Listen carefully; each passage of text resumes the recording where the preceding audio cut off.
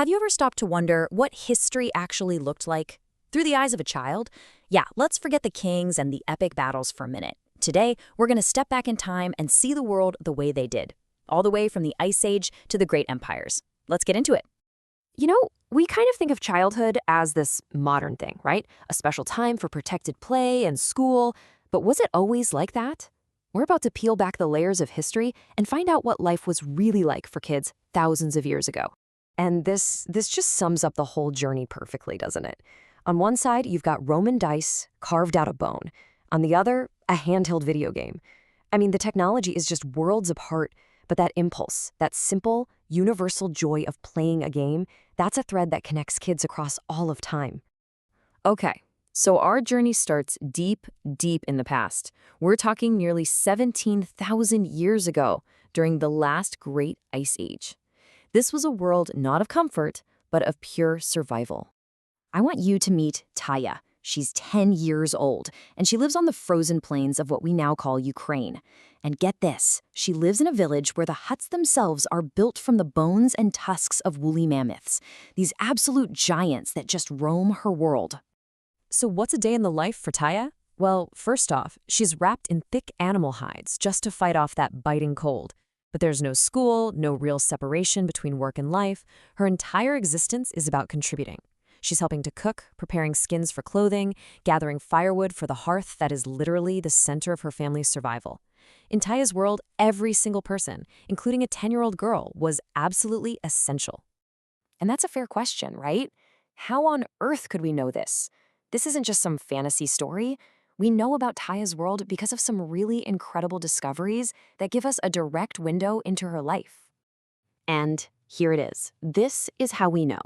In 1965, a farmer in Ukraine literally stumbled upon the actual remains of these mammoth bone huts, an incredible discovery that lets us piece together to Taya's life, not from guesswork, but from the very foundations of her own home. All right, let's jump forward now thousands of years to what was a revolutionary change in human history, the birth of the very first cities. For kids, this meant a completely new way of life. Now, this is Amala. She's also 10, but her world could not be more different from Taya's.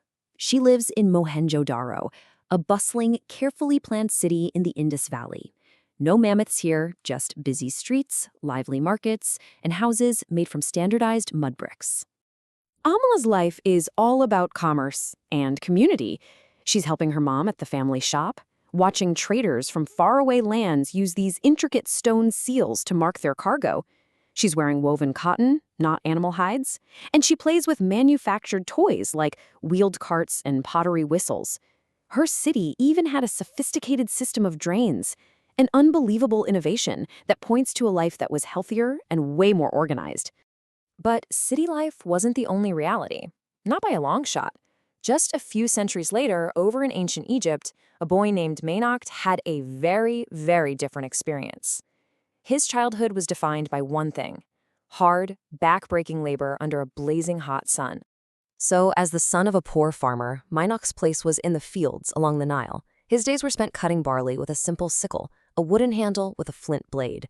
His diet was basic, just flatbread and vegetables. And his work was essential, not just for his family, but for the entire Egyptian empire, which was built on the grain harvested by boys just like him. Okay, get ready for another huge contrast. This is Amilanu, a 10-year-old boy in the magnificent, legendary city of Babylon.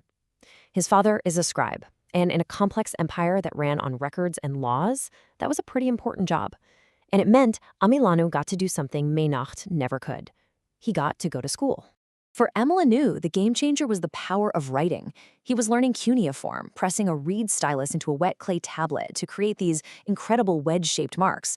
For him, education wasn't just about learning cool stuff. It was his path to a respected profession, a world away from the dusty fields of Egypt. Being able to read and write, that was his ticket to a whole different life. So now we're moving into the classical age, where these great empires, we're talking Greece, Rome, and the nomadic Huns, created vastly different ideas of what childhood should be. Just look at this comparison. On one side, you have Amilanu the student. On the other, a boy named Leonidas in Sparta. And this isn't just about different hobbies. This is about what their entire societies valued most. The Babylonian Empire needed accountants and lawyers, so it built schools for scribes.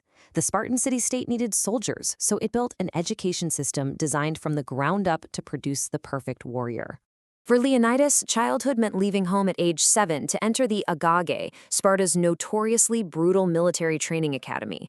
Life there was just unbelievably rough. He learned to hunt, to fight, and to endure any hardship without complaint. The goal wasn't just to teach him, it was to forge him into a Spartan warrior, one of the most feared soldiers in the entire ancient world. So what about in the heart of the mightiest empire of them all? This is Aurelia, a 10-year-old girl in Rome.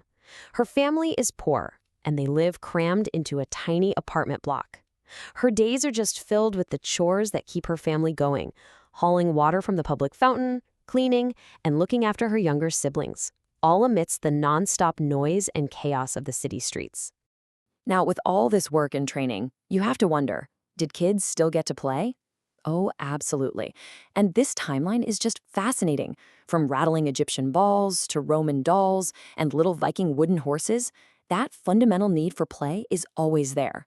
The toys change, for sure, but the game itself just keeps on going. And let's meet one last kid from this era, Elek, a 12-year-old Hun. His people were nomads, the terror of settled empires like Rome. For Elek, survival meant mastering two things from pretty much the moment he could walk: the horse and the bow. His skill wasn't a hobby, it was his identity, and it was the key to his people's power. As those classical empires began to fade, new cultures rose up all across the globe, and each one had its own unique idea of what it meant to be a child. I mean, just look at this. We've got two girls from opposite ends of the earth, living around the same time. On the left is Ishchel, a Maya girl in Mesoamerica, learning the incredibly intricate and sacred art of weaving. And on the right, you've got Snowfrida, a Viking girl in Norway, learning the skills she needs to help her family survive those brutal northern winters. Two totally separate worlds, but two childhoods both dedicated to mastering the essential crafts of their people. You know, this quote from Howard Carter, the archaeologist who discovered the tomb of the boy king Tutankhamun, it just perfectly captures our journey today. We've been peeling back the layers of time, not just to find stuff, but to connect with the real children who lived these extraordinary lives. So, we'll end with this question. Their worlds of mammoth bones, clay tablets, and Viking longships, they can feel incredibly far away. But the core experiences of growing up, learning skills, doing chores, and always finding time to play, those things are timeless. What parts of their stories do you see in your own?